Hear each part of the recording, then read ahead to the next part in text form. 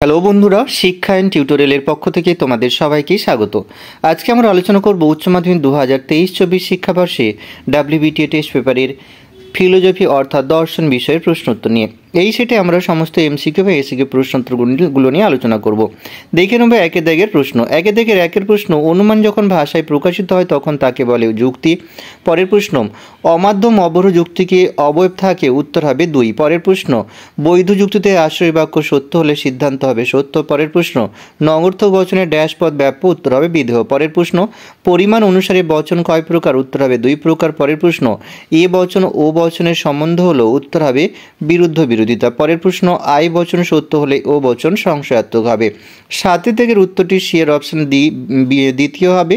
আর 9 থেকে যে প্রশ্নটি আছে, হেতুপদ দুটি আশ্রয় বাক্যের বিধেয় স্থানে থাকে কোন সংস্থান, উত্তর হবে দ্বিতীয় অর্থাৎ সি এর দাগের অপশনটি। পরের প্রশ্ন, প্রাকল্পিক ন্যায়ে প্রথম অংশকে বলা হয় পূর্বগ। পরের প্রশ্ন যেটি রয়েছে তার উত্তরটি হবে এর দাগের অপশনটি। পরের প্রশ্ন, এ বচনের বুলীয় সাংকেতিক রূপ হবে সি এর দাগের অপশনটি। পরের প্রশ্ন, আর্থিক সদর্থক বচনের ভেনচিত্র আকারটি হবে এর দাগের অপশনটি। পরের প্রশ্ন, যে যৌগিক বচনের সবকটি নিবেদন দৃষ্টান্ত মিথ্যা তাকে বলে, উত্তর হবে সি এর দাগটি সত্য মিথ্যা। পরের প্রশ্ন, বৈকল্পিক বচনের আকারটি হবে বি এর দাগের উত্তরটি। পরের প্রশ্ন উত্তরটি হবে এর দাগের অপশনটি। পরের প্রশ্ন যেটি রয়েছে সেটার সঠিক উত্তরটি ডি এর দাগের হবে। পরের প্রশ্ন, বৈজ্ঞানিক আরোহণ মান নির্ভর করে, উত্তর হবে প্রকৃতির একরূপতা নীতি ও কার্যকারণের নিয়মের উপরে। পরের প্রশ্ন, লৌকিক আরোহকে শিশু সুলভ আরোহ বলেছেন, উত্তর হবে বেকন। পরের প্রশ্ন, কারণ কার্যের সঙ্গে সংশ্লিষ্ট, উত্তর হবে পূর্বগামী ঘটনা। পরের প্রশ্ন, বহু কারণবাদ সমর্থন করেন, উত্তর হবে বেন। পরের প্রশ্ন, কারণ হলো কার্যের অব্যবহিত শর্তহীন অপরিবর্তনীয় পূর্ববর্তী ঘটনা, বলেছেন মিল। পরের প্রশ্ন, অসতর্কভাবে ব্যতিরেকী পদ্ধতি প্রয়োগ করলে যে দোষ হয় সেটি হবে কাকতালীয় দোষ। পরের প্রশ্ন, সহপরিবর্তন পদ্ধতির কারণে যে লক্ষণের উপর ভিত্তি করে গড়ে ওঠে সেটি হচ্ছে পরিমাণগত।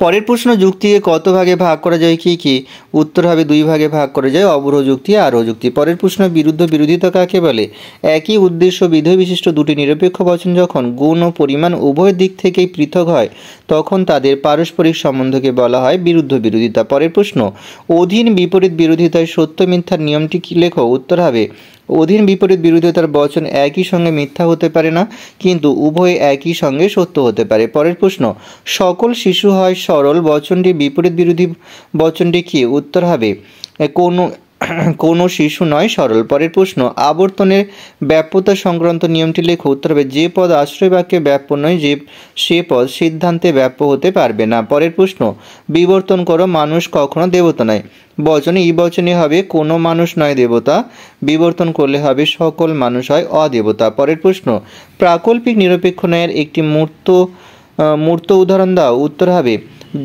যদি বৃষ্টি না পড়ে তবে রাম স্কুলে যাবে, বৃষ্টি পড়ছে না রাম স্কুলে যাবে। পরের প্রশ্ন, শূন্য শ্রেণী কাকে বলে, যে শ্রেণীর অন্তর্গত কোনো ব্যক্তি বা বস্তুর বাস্তব অস্তিত্ব নেই তাকে শূন্য শ্রেণী বলে, যেমন আকাশ কুসুম শ্রেণী। পরের প্রশ্ন, বুলীয় লিপির উদ্ভাবককে, উত্তর হবে তর্কবিদ জর্জ বুল বুলীয় লিপির উদ্ভাবক। পরের প্রশ্ন, সত্তাপেক্ষক যৌগিক বচন কাকে বলে, 2 বা ততোধিক উপাদান বচন থেকে কোনো সংযোজকের সাহায্যে যে যৌগিক বচনের উদ্ভব হয় তাকে সত্তাপেক্ষক যৌগিক বচন বলা হয়।